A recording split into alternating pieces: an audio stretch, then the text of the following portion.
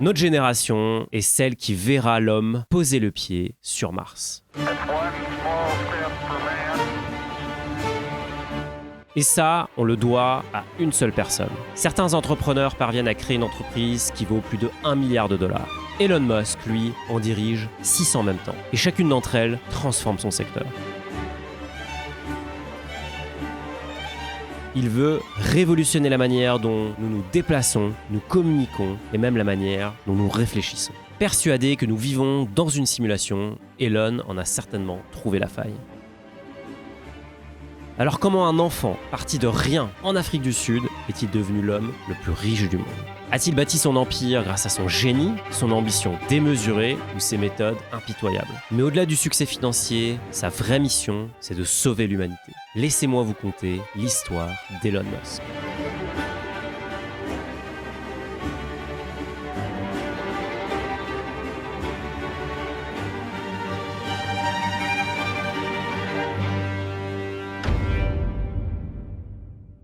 Nous sommes le 28 juin 1971 à Pretoria, en Afrique du Sud. Il est 7h30 du matin quand May Musk donne naissance à un garçon de 4 kilos. Déjà, ce bébé se distingue par une tête particulièrement imposante. Ce garçon, vous l'avez deviné, c'est Elon Musk. Et dès cet instant, quelque chose semble spécial chez lui. Elon grandit dans un environnement hostile. Son pays est en proie aux violences et son foyer est extrêmement instable. Son père, Errol Musk, un ingénieur brillant, est quelqu'un qu'Elon décrira plus tard comme un mythomane instable. Leur relation se détériore au fil des années jusqu'à ce qu'il coupe tout contact avec lui à l'âge adulte. À l'école, Elon est un enfant solitaire. Contrairement à son frère Kimball et à sa sœur Tosca, il peine à se faire des amis. Perdu dans ses pensées, il est déjà captivé par la technologie, ce qui le rend différent et souvent incompris par ses camarades. La conséquence, il devient une proie facile et le harcèlement fait partie de son quotidien. Un jour, un groupe d'élèves le jette violemment dans les escaliers et le passe à tabac. Il termine à l'hôpital et passe une semaine à se remettre de ses blessures. De retour chez lui, son père le réprimande et défend même l'un de ses agresseurs, prétextant que celui-ci venait de perdre son propre père. Elon confiera plus tard qu'il ne pouvait compter sur personne en se remémorant cette époque. Mais ce n'est pas la seule forme de violence qu'il subit. En Afrique du Sud, les camps de survie, aussi appelés Veldskool, font partie de la culture. Dans ces camps de scouts de l'extrême, les enfants sont encouragés à se battre pour voler des rations de nourriture à leurs collègues. La loi qui y règne, c'est la loi du plus fort. Elon, plus jeune et plus faible, en souffre énormément. Malgré cet environnement difficile, Elon ne cesse de développer sa curiosité et sa détermination. À l'âge de 10 ans, sa vie prend un tournant décisif et il découvre l'informatique. Lorsqu'il voit un ordinateur pour la première fois, c'est une révélation. Il veut absolument en posséder un, mais son père lui refuse. Elon ne lâche rien et économise patiemment l'argent qu'il peut gagner avec des petits boulots. Il finit par s'offrir un Commodore VIC-20 et se plonge dans le développement informatique. Quelques mois plus tard, Elon convainc finalement son père de l'inscrire à un séminaire sur les ordinateurs personnels. Là-bas, il impressionne ses professeurs et à la fin du séminaire, l'un d'eux va déclarer « Il faut un nouvel ordinateur à ce garçon ». De retour chez lui, Elon se voit donc offrir un IBM PC XT. Il continue de se former, cette fois-ci en Pascal et en Turbo C++. À seulement 13 ans, Elon crée son premier jeu vidéo, Blaster, un jeu spatial qu'il programme en basique et qu'il vend pour 500 $ à un magazine spécialisé. Sans s'en rendre compte, Elon Musk vient de devenir entrepreneur. Sa passion pour les jeux vidéo prend alors une dimension telle qu'il envisage même avec ses cousins d'ouvrir une salle d'arcade à Pretoria. Le projet tombe à l'eau car ni lui ni ses cousins sont en âge légal de monter une entreprise. Mais l'idée révèle déjà ses velléités d'entreprendre. Durant son adolescence, Elon Musk traverse une crise existentielle. Il se demande pourquoi l'univers existe, mais ni la science ni la religion parviennent à répondre à ces grandes questions. Pour combler ce vide, il se met à lire sans relâche les œuvres de grands philosophes comme Nietzsche et Schopenhauer. Mais les réponses qu'il trouve dans ces livres ne sont pas satisfaisantes. Il se plonge alors dans la science-fiction, notamment Isaac Asimov, qui devient pour lui une véritable icône. Dans les récits d'Asimov, les robots sont soumis à des règles strictes, conçues pour les empêcher de devenir incontrôlables. Elon est fasciné notamment par la loi 0, un robot ne doit jamais nuire à l'humanité. Des années plus tard, ce concept définira son rapport à l'intelligence artificielle. À 17 ans, la tension avec son père atteint un point de non-retour. Elon décide qu'il est temps de quitter l'Afrique du Sud. Les États-Unis le fascinent, mais il choisit d'abord le Canada, plus accessible pour lui. Il y rejoint des cousins et commence à travailler dans leur ferme. Mais Elon ne va pas rester longtemps dans les champs. Il s'inscrit à l'université de Queen's, dans l'Ontario, et ce passage va marquer un tournant. Loin de la violence et de la toxicité de sa vie en Afrique du Sud, Elon se concentre enfin sur ses ambitions. À l'université, il se fait son premier vrai ami, Navaid Farouk, et décroche un stage dans une banque. La rigidité du système bancaire ne plaît pas à Elon et il va s'intéresser à une autre industrie. Pour sa première entreprise, Elon va frapper très fort. Fraîchement diplômé de l'université de Queen's, Elon se rend en Californie pour poursuivre son rêve entrepreneurial. Avec son frère Kimball, ils décident de créer leur première entreprise dans le domaine du numérique. Nous sommes en 1996 et le web est en train d'exploser. L'idée des deux frères, Zip2, une société qui propose une carte interactive en ligne pour aider les utilisateurs à trouver des commerces près de chez eux. Les débuts sont modestes et Elon et Kimball sont obligés de vivre dans le petit bureau qu'ils louent. Ils travaillent jour et nuit, sans moyens, mais avec une ambition illimitée. Elon code sans relâche, tandis que Kimball gère les relations avec les futurs clients. Mais ils ont un problème. Pour attirer des investisseurs, il faut en mettre plein la vue. Du coup, ils vont louer une salle de serveur beaucoup trop grande pour leur business pour impressionner les investisseurs potentiels. Cette stratégie porte ses fruits et un premier investisseur saute le pas. Les deux frères obtiennent leur premier financement à hauteur de 3 millions de dollars. Zip2 commence alors à vendre des licences à plusieurs journaux à travers les États-Unis. Leur logiciel devient indispensable pour ces publications qui veulent réussir leur virage sur Internet. En 1997, la société signe avec 140 journaux et notamment le prestigieux New York Times. Mais cette croissance amène son lot de défis. Les investisseurs voulant sécuriser leur mise décident d'introduire un nouveau management. Plus expérimenté, ce dernier relègue Elon Musk à un rôle d'exécutant. C'est une humiliation pour lui, mais malgré sa frustration, Musk continue de travailler d'arrache-pied afin de garantir le succès de Zip2. En 1999, soit 3 ans après la création, la société est vendue à Compaq pour 307 millions de dollars. C'est la consécration pour Elon Musk et son frère.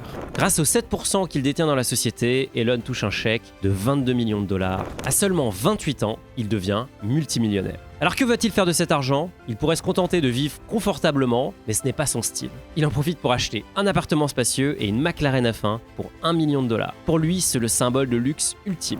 Mais ce n'est qu'une parenthèse dans son esprit toujours en ébullition. Elon ne compte pas s'arrêter là et il investit tout ce qui lui reste dans un projet encore plus ambitieux, X.com. Une plateforme financière qui deviendra plus tard PayPal. Alors vous vous souvenez, Elon Musk a effectué un stage en banque et a découvert que le système financier était complètement archaïque et inefficace. En 1999, il décide de s'atteler à ce problème avec X.com. Sa vision, révolutionner la manière dont l'argent circule en créant une plateforme de paiement en ligne, simple et rapide. Tout comme Musk à l'époque de X.com, j'ai vu la faille du système financier et créé une application qui transforme la gestion de patrimoine. Avec Finari, vous pouvez centraliser l'ensemble de votre patrimoine au même endroit de façon automatique et sécurisée. Vous pouvez aussi gérer votre budget, optimiser vos frais et même investir sur différents supports. Je vous offre 20% afin que vous puissiez tester Finari. Le code, il est dans la description. Le projet X.com devient une des premières banques en ligne, un concept radicalement novateur pour l'époque. Pour se différencier, X.com introduit une innovation majeure, permettre aux utilisateurs d'envoyer de l'argent simplement par email. C'est une révolution dans un secteur encore dominé par des processus archaïques axés autour du papier. Dès le départ, X.com est le reflet du tempérament d'Elon. Exigeant, visionnaire, mais parfois déroutant. Autiste Asperger, Elon montre peu d'empathie pour ses interactions et fonctionne selon une logique implacable, sans concession. Ses décisions stratégiques sont souvent difficiles à suivre pour ses équipes, qui sont constamment sous pression. Son style est tranché, il pousse ses collaborateurs dans des rushs permanents. Il leur demande de tenir des deadlines impossibles et exerce une pression constante. Cette pression est également présente dans ses rapports avec son frère Kimball. Un jour, les tensions atteignent un tel point que les deux frères en viennent à se battre sur le sol du bureau. Mais la bagarre ne change rien à la vision d'Elon qui est déterminé à atteindre ses objectifs coûte que coûte. En 2000, X.com fusionne avec une startup rivale, Confinity, montée par Peter Thiel, une autre légende de la Silicon Valley. Confinity, de son côté, développait une plateforme de paiement appelée PayPal. La nouvelle entreprise donne naissance à PayPal, mais rapidement, des divergences apparaissent. Elon veut tout réinventer et pousse l'expansion à un rythme effréné, tandis que d'autres prônent la prudence. La tension monte et finalement Elon est évincé de son propre projet dans un scénario qui rappelle celui de Steve Jobs chez Apple. Cela n'empêchera pas PayPal de devenir un succès mondial. Et d'ailleurs, les premiers salariés qui travailleront chez PayPal deviendront plus tard la PayPal Mafia, dont sortiront notamment YouTube, Yelp, LinkedIn, SpaceX ou encore Tesla. Même après le départ d'Elon, PayPal prospère et est vendu à eBay en 2002 pour 1,5 million de dollars. Encore une fois, Elon Musk a vu juste puisqu'il touchera 250 millions de dollars sur cette vente. Plutôt que de s'acheter des yachts, partir en vacances, Elon décide de viser les étoiles avec un nouveau projet, SpaceX. Vous l'aurez compris, pour Elon, l'argent est un moyen et pas une finalité. Ce qui l'anime, c'est une vision beaucoup plus grande, coloniser Mars et assurer la survie de l'humanité en la rendant multiplanétaire.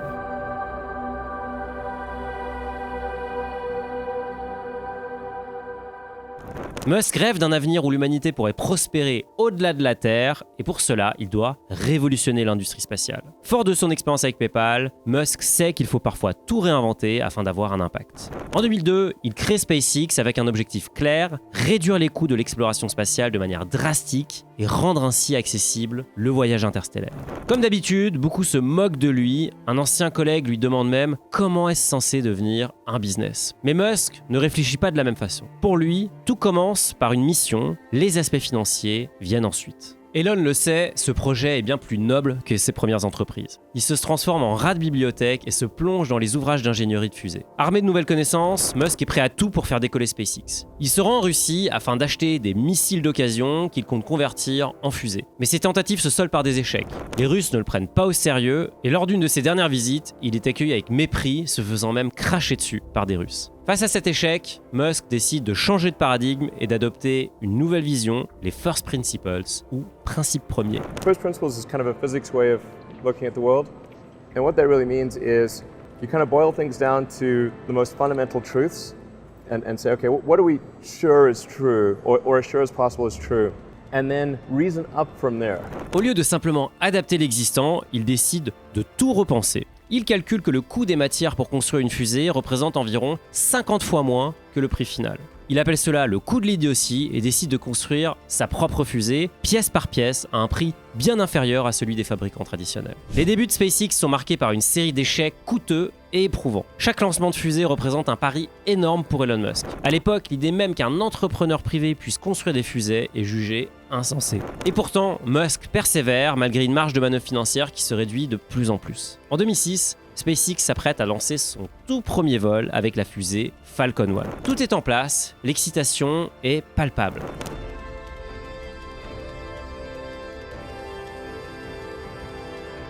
La fusée décolle avec puissance et majesté. Mais après 33 secondes de vol, un problème survient dans le moteur. Les ingénieurs dans la salle de contrôle retiennent leur souffle et soudain, la fusée explose en plein ciel. C'est un échec cuisant. Mais malgré la déception, Elon et son équipe ne se découragent pas. Ils apprennent de leurs erreurs et reviennent à la charge en mars 2007. Falcon 1 est à nouveau prêt pour un deuxième envol. 3, 2, 1.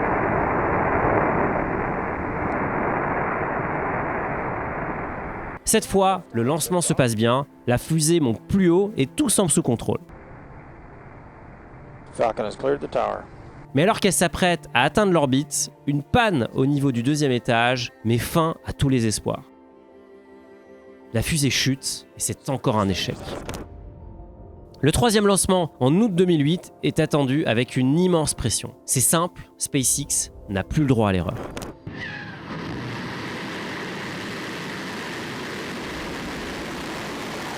Le décollage est impeccable, la fusée s'élève avec précision dans les cieux, tout semble enfin fonctionner comme prévu.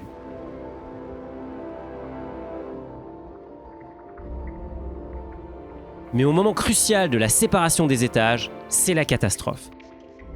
Les deux parties entrent en collision et c'est un nouveau revers. Le moral de l'équipe est au plus bas et les finances de SpaceX frôle la catastrophe. En septembre 2008, SpaceX tente une nouvelle fois sa chance. Cette fois, c'est la dernière. Chaque lancement raté, c'est 8 millions de dollars perdus pour Elon. Si ce 4e lancement échoue, Elon ne sera plus en mesure d'en financer un autre. Il est à bout, mais refuse d'abandonner. Il annonce d'ailleurs avec une détermination féroce, SpaceX ne s'arrêtera pas une seconde et continuera d'aller de l'avant. Il ne doit faire absolument aucun doute pour personne que SpaceX réussira à mettre une fusée en orbite. Je ne renoncerai jamais, et je veux bien dire jamais. Falcon 1 est équipé d'un satellite malaisien qui doit être placé en orbite. Au moment du lancement, l'atmosphère est lourde. 3, 2, 1, 0. Stage 1. Liftoff indication. Et pourtant, le décollage se passe à merveille, la fusée fend les airs avec une précision chirurgicale. First stage propulsion is nominal. Les minutes défilent et la fusée traverse les différentes phases critiques du vol. L'équipe regarde avec espoir les écrans. La séparation des étages se fait sans accroc et tout semble enfin être en ordre.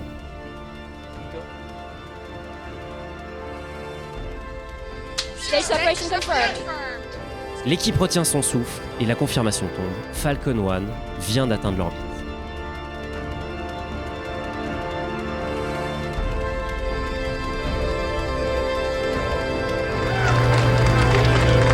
Elon et SpaceX viennent d'accomplir l'impossible. Pour la première fois de l'histoire, une fusée privée place une charge utile en orbite. C'est un succès historique qui marque un tournant dans l'histoire de l'entreprise. Ce succès arrive à point nommé puisque SpaceX était à court de liquidités et Tesla, l'autre entreprise d'Elon Musk, est également au bord de la faillite. En décembre 2008, après des semaines de suspense insoutenable, Musk reçoit un coup de fil crucial. La NASA accorde à SpaceX un contrat de 1,6 milliard de dollars pour des missions de ravitaillement vers la Station spatiale internationale. Ce contrat, c'est la bouée de sauvetage dont avait besoin SpaceX. Il propulse l'entreprise dans une nouvelle ère. Dans un moment d'émotion, Musk laisse échapper « I love NASA ». I was like, I actually said to the NASA guys that I love you. Ce succès garantit non seulement la survie de SpaceX, mais marque aussi un tournant dans l'industrie spatiale. Elon Musk vient de prouver que le rêve d'une exploration spatiale à moindre coût était atteignable. Et le secret, ce sont les principes premiers qui lui ont permis de réduire les coûts de fabrication. Par exemple, au lieu de payer 1 500 $ pour des loquets utilisés par la NASA, SpaceX va fabriquer les siens, payer 30 $, et ce, grâce à l'utilisation de pièces issues du commerce. Ce modèle de réduction des coûts deviendra l'une des pierres angulaires du succès de SpaceX. Mais Elon Musk n'a pas seulement la tête dans les étoiles. Il travaille aussi à révolutionner une industrie beaucoup plus terre-à-terre, l'automobile. Pendant qu'il essayait d'envoyer des fusées dans l'espace avec SpaceX, Elon Musk travaillait aussi sur Tesla. Il n'en est pas le fondateur, mais son arrivée dans l'entreprise change tout. Fondée en 2003 par Martin Eberhard et Mark Tarpenning, l'idée de Tesla était déjà révolutionnaire. Produire des voitures électriques, de luxe, rapides, mais écologiques. Cependant, l'entreprise manque cruellement de fonds et n'a pas les moyens de ses ambitions. C'est là qu'intervient Elon Musk. Il rejoint Tesla en 2004 en investissant près de 6,5 millions de dollars de sa poche. Il prend rapidement le contrôle du conseil d'administration, puis en devient le PDG. Le premier modèle, le Tesla Roadster, est conçu pour être une supercar électrique. Mais le projet est compliqué dès le départ. Le développement traîne et les coûts explosent. L'entreprise frôle la faillite. Musk, qui a déjà mis une grosse partie de sa fortune en jeu, prend une décision risquée. Puiser dans les acomptes versés par les premiers clients pour financer la production. Cette manœuvre est extrêmement risquée car le Roadster n'existe pas et Tesla pourrait bien devoir rembourser les acomptes de ses clients. Cette décision radicale révèle l'état critique des finances de Tesla. Initialement prévu pour 2008, le Roadster ne fait que être retardé. Les investisseurs s'impatientent et les employés commencent à douter de l'avenir. « Je vomis chaque nuit à cause du stress », confiera Musk à l'un de ses proches. Mais comme d'habitude, il ne lâche rien et malgré la pression, il continue d'injecter son propre argent dans Tesla. Il parvient enfin à finaliser la production du Roadster, une percée technologique historique capable d'atteindre 400 km d'autonomie avec une seule charge. C'est simple, cette performance, c'est du jamais vu dans l'industrie électrique. Le Roadster attire l'attention, mais Musk voit beaucoup plus grand. Il rêve de transformer Tesla en une entreprise de production de masse avec des véhicules accessibles à tous. Le Model S, lancé en 2012, est la première véritable berline électrique et de luxe. elle est saluée pour ses performances et son design, mais pour Musk, cela ne suffit pas. Il sait que pour faire décoller Tesla, il doit produire un véhicule accessible au plus grand nombre. C'est là que naît le Model 3, annoncé en 2016. Avec cette voiture, Musk se fixe une mission, rendre l'électrique accessible à tout le monde. Mais la route du succès est semée d'embûches. La production du Model 3 est un cauchemar logistique et les chaînes de production de Tesla n'arrivent pas à suivre le rythme. Afin d'atteindre son objectif de production, il décide de faire installer des lignes à l'extérieur de l'usine de Fremont, sous détente. Cette solution temporaire montre à quel point il est déterminé à atteindre ses objectifs, et ce, à tout prix. En 2018, le conseil d'administration de Tesla propose à Musk un plan de rémunération unique. Contrairement aux autres PDG, il ne touchera rien tant que Tesla n'aura pas atteint des objectifs extrêmement ambitieux. Autrement dit, son salaire est entièrement conditionné à la réussite de l'entreprise. Son défi, faire passer Tesla de 50 milliards de valorisation à 650 milliards. La plupart des analystes considèrent que l'objectif est complètement irréaliste et l'un d'eux déclara « Si Tesla arrive à atteindre cette valorisation, ce sera un miracle ». Mais Musk, fidèle à sa philosophie du tout ou rien, accepte le défi.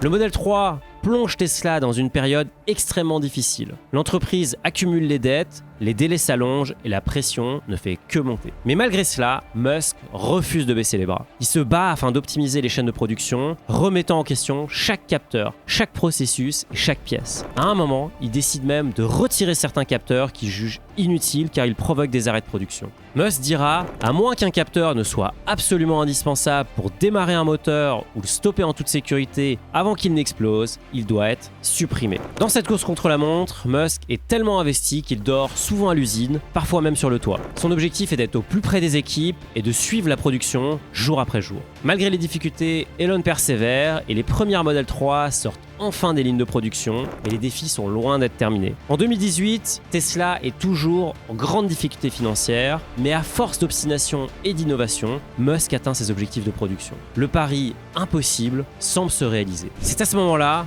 qu'arrive le tournant. Le cours de l'action de Tesla, qui a longtemps stagné, commence à grimper. En 2020, au plus fort de la pandémie du Covid-19, alors que beaucoup d'entreprises luttent pour leur survie, Tesla décolle. Son action passe de 25 $ à plus de 250 et continue d'augmenter sans cesse. En octobre 2021, Tesla devient la 6e entreprise de l'histoire des États-Unis à atteindre une valorisation de 1000 milliards $.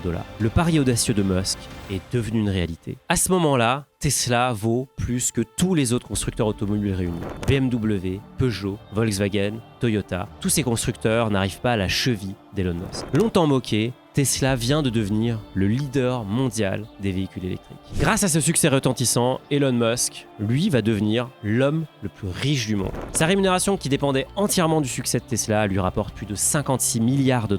Et Tesla n'est pas seulement une réussite financière, c'est aussi une révolution industrielle. Elle a été rendue possible par deux choses. Elon Musk a sans cesse repoussé les limites et pris des risques qui peuvent paraître insensés. Après avoir mené Tesla au firmament, Musk continue de gérer simultanément deux entreprises révolutionnaires, un exploit rare dans l'entrepreneuriat. Malgré le stress intense, il garde son cap et continue d'innover, jonglant entre les défis de Tesla et de SpaceX.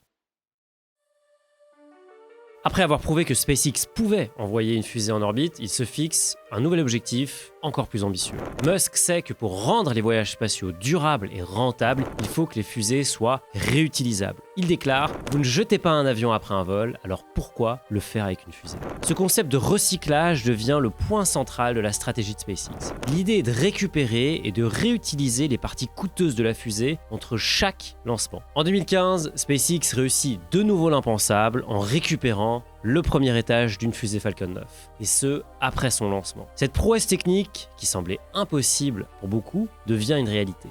Le recyclage des fusées permet de réduire drastiquement les coûts, rendant l'exploration spatiale bien plus accessible.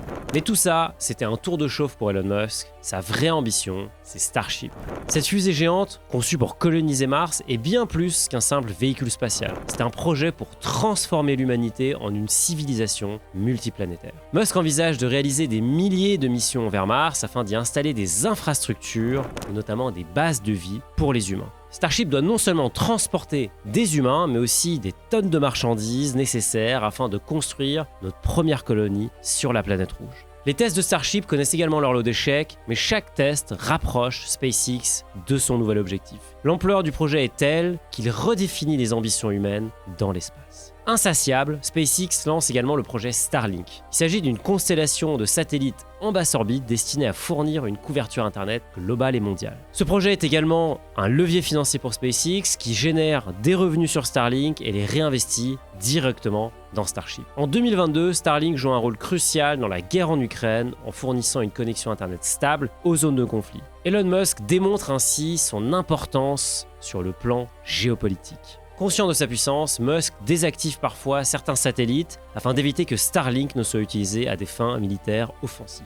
Aujourd'hui, SpaceX est bien plus qu'une entreprise privée. Avec SpaceX, nous avons redéfini la manière dont l'exploration spatiale est envisagée. SpaceX rivalise avec les agences gouvernementales comme la NASA et ouvre la voie à une nouvelle ère de l'aérospatiale. Rendez-vous bien compte, dans l'histoire de la conquête spatiale, seulement 4 entités ont réussi à envoyer une capsule en orbite et à la ramener sur Terre. Les États-Unis, la Russie, la Chine et Elon Musk. Ce fait illustre l'ampleur de son accomplissement et montre à quel point SpaceX s'est imposé comme un acteur incontournable de l'industrie spatiale. Après avoir mené Tesla au sommet et surmonté les défis de SpaceX, Elon Musk devient l'homme le plus riche du monde. En janvier 2021, la capitalisation boursière de Tesla dépasse les 1000 milliards de dollars, propulsant le Sud-Africain sur la première marche du podium devant Jeff Bezos avec une fortune estimée à 190 milliards de dollars. Cette ascension fulgurante, il la doit notamment à la performance de Tesla, dont le cours a été multiplié par 10 durant la crise du Covid.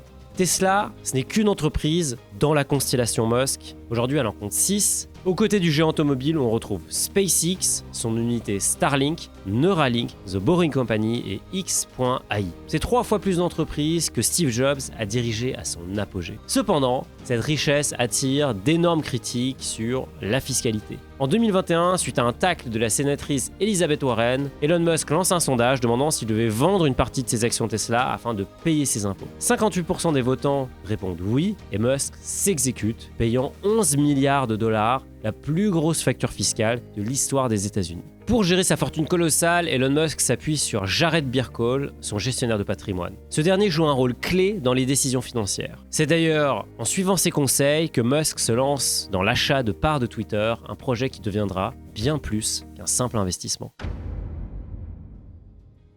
Après avoir consolidé son empire avec Tesla et SpaceX, Elon Musk se tourne vers Twitter dès 2022. C'est l'opportunité parfaite de réaliser une ambition qu'il nourrit depuis l'époque de X.com, fusionner un réseau social avec une plateforme de paiement. Et c'est là qu'entre en jeu X, sa lettre fétiche. Il possède d'ailleurs le nom de domaine .com qu'il utilise pour donner un nouveau souffle à Twitter et concrétiser une vision de longue date. Une fois son plan prêt, Musk passe à l'action. Accompagné de son avocat Alex Spiro, un véritable tueur à gages du monde des affaires, et de son gestionnaire de patrimoine Jared Birkholl, il orchestre une prise de pouvoir brutale. Dès son arrivée, Elon Musk coupe des têtes et licencie les dirigeants pour faute grave, les privant au passage de leur stock option. Ce coup de Trafalgar fait trembler la Silicon Valley. Afin de bien faire comprendre qu'il compte tout changer chez Twitter, Elon Musk rentre dans le QG de la société en tenant un évier sous le bras et dit « Let that sink in ». Laissez bien cela entrer dans votre esprit. Musk est également choqué par la culture d'entreprise qu'il découvre chez Twitter. Les bureaux sont souvent vides et les employés sont quasiment tous en télétravail. Pire, une mentalité qu'il qualifie de woke règne au sein de l'entreprise. Pour Musk, cette ambiance détendue est l'opposé de la culture hardcore qu'il valorise chez Tesla et SpaceX. Musk prône un environnement de rush permanent où les collaborateurs sont constamment sous pression afin de dépasser leurs limites. Il veut imposer cette même rigueur chez Twitter.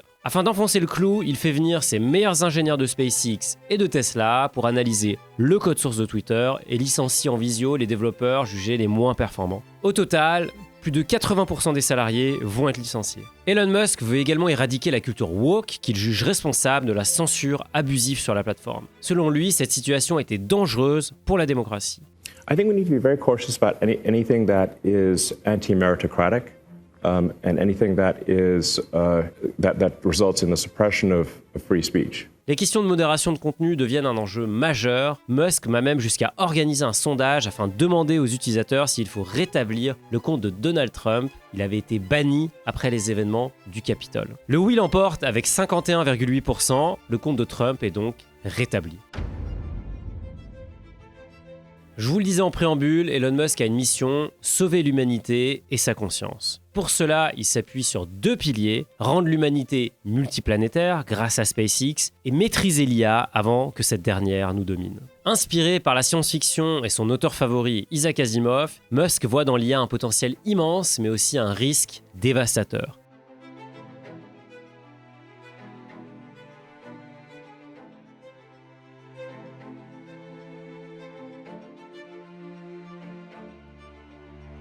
Dès 2016, il fonde Neuralink avec pour but de créer des interfaces cerveau-machine. L'objectif, soigner des maladies neurologiques comme la paralysie et à terme, fusionner l'intelligence humaine avec l'intelligence artificielle. Pourquoi ? Pour éviter que les machines surpassent l'homme. Musk va encore plus loin avec le projet Optimus qu'il crée chez Tesla. Ce robot humanoïde a été conçu pour remplacer la main-d'œuvre humaine dans les tâches répétitives. Si ce projet réussit, Tesla pourrait devenir l'entreprise la plus valorisée de l'histoire, soulevant ainsi des questions sur l'avenir du travail et la nécessité d'instaurer un revenu universel. Dans la course à l'IA, les données sont le nouveau pétrole et Elon Musk est assis sur un gisement énorme. Chaque jour, Tesla collecte 160 milliards d'images. De son côté, X, alias Twitter, apporte 500 millions de tweets quotidiennement qui sont cruciaux à l'entraînement des modèles d'IA. Mais Elon est convaincu que l'IA doit rester sous contrôle humain. En 2015, il cofonde OpenAI avec Sam Altman afin de garantir une IA ouverte et transparente, loin des mains d'une minorité. Pour lui, l'IA doit avant tout servir l'humanité et non la menacer. Elon Musk est sans conteste l'un des plus grands moteurs de l'innovation de notre époque. De la conquête spatiale à l'intelligence artificielle, il pousse l'humanité à évoluer. Mais cette quête de transformation ne se fait pas sans controverse. Est-ce que le prix à payer pour ces révolutions est-il vraiment justifié ? Jusqu'où peut-on aller afin de changer le monde ? Entre innovation radicale et méthode brutale, Elon Musk divise autant qu'il fascine. Il veut rendre l'homme multiplanétaire, sauver la conscience humaine, mais ses ambitions soulèvent des dilemmes éthiques. Peut-on tout justifier au nom du progrès ? Quoi qu'il en soit, Musk continue de repousser les limites de ce qui est possible. Une chose est certaine, son influence façonnera notre futur pour le meilleur ou pour le pire. Voilà, j'espère que cette vidéo sur Elon Musk vous a plu. Si vous voulez continuer à vous plonger dans les gens qui façonnent le monde de demain, je vous invite à aller voir ma vidéo sur Jensen Huang, le fondateur de Nvidia. Il est parti de rien, sans héritage, et a créé un géant qui pèse 3000 milliards de dollars. Allez voir son histoire, c'est complètement fou.